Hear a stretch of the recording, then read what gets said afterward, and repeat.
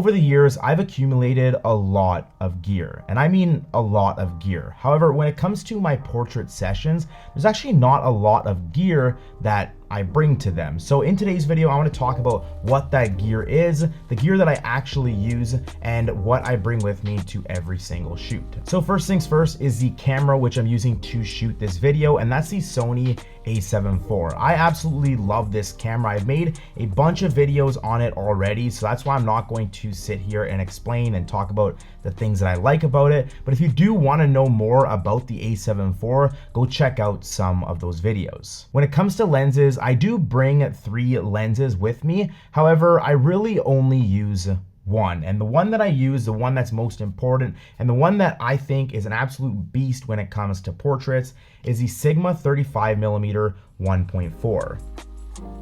So this is a Sigma 35mm f1.4, a super common lens in the portrait industry or portrait community. It's tack sharp, has amazing quality, and extremely fast autofocusing. And those are some of the reasons why I've had this lens in my kit since day one. I had it when I was shooting with Canon 35mm f1.4, and then when I switched over to Sony, I rebought the exact same lens, Sigma 35mm f1.4. I love the wider look for my portraits. I love that I can capture more environment in my portraits, and it's not wide like a 16mm where if I'm shooting close up to my model, it's gonna distort their face. It's not that wide. This lens is an absolute workhorse, and it's responsible for the majority of portraits you guys see on my page. Now I also bring a zoom with me, and that is the Sigma 24-70 f2.8. I bring this lens with me because it's a good all-around lens that can basically do everything. It covers all 3 focal length categories, which makes it extremely versatile. You can take wide angles, you can take medium standard type shots, you can also get more telephoto and tighter shots. It can basically do everything. And this is definitely one of those lenses that if you were looking for one lens that can do it all, this is definitely the one to buy. And my last lens and my latest addition to the kit is the 16-28mm f2.8, also made by Sigma. I don't use this lens for my portraits. It's become my video vlogging wide angle lens, but it's quickly becoming one of my favorites because of how light and small it is, but also its features like its internal zoom. I have used this lens in situations where I need something wider than 24mm to capture it properly, like this photo here, or this photo here that I captured at Bruce Peninsula, or this photo here that I captured just this weekend. I actually made a video on these 3 lenses, why I decided to buy them, why I chose them, and why I use them for my work. So if you're interested in that, make sure to go check out that video. Now, other than lenses, the most recent piece of gear that I've added to my arsenal is this Blower Baby 2 made by Nightcore. Nightcore sent me this a couple weeks ago, and it has quickly become that one piece of gear that I carry with me everywhere. If you're wondering what the heck this is, essentially it's a rocket blower, except it's battery powered and a lot more powerful. So up until a couple weeks ago, I would use this rocket blower to blow away all the dust on my lens.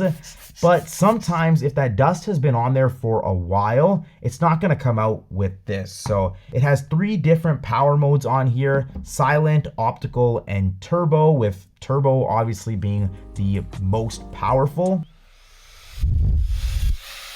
Open up the brush and just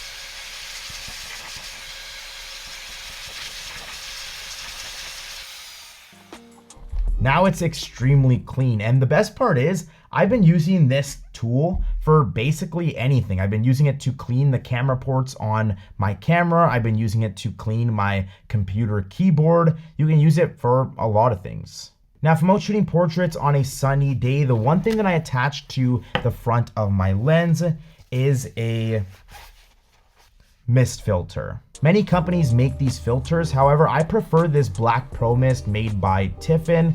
Is it Tiffin?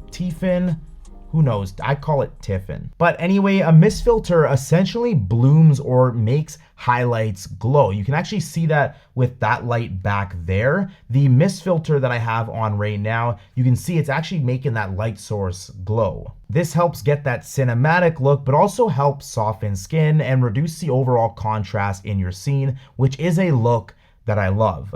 This filter comes everywhere with me, and you'll find it screwed onto the front of my lenses pretty much 24/7. Now, when it comes to my portraits, I'm typically shooting midday at like the worst times where the sun is at its highest and the light is at its harshest. If you want to learn some tips on how I do this, how I shoot in harsh natural sunlight, I actually made a video a couple weeks ago that you can check out up here. But one of those tools or pieces of gear that allows me to do this is a 5-in-1 reflector. A reflector can be used for many situations, but let me open this up and show you how it works. A diffuser helps diffuse light just like a softbox. And when you have something like this diffusing that harsh sunlight, you also diffuse or minimize the amount of harsh shadows that fall on your subject. The nice thing is that this is extremely small. This is how it looks folded up, and this is one of those things that I throw in the back of my car and I leave it in there in the case that I ever need it if I'm shooting in harsh light. This is one of those tools that I recommend every portrait photographer should have, and it's not that expensive. I think you can pick it up for like 20 bucks on Amazon. Now, this is one of the most important things that I bring with me.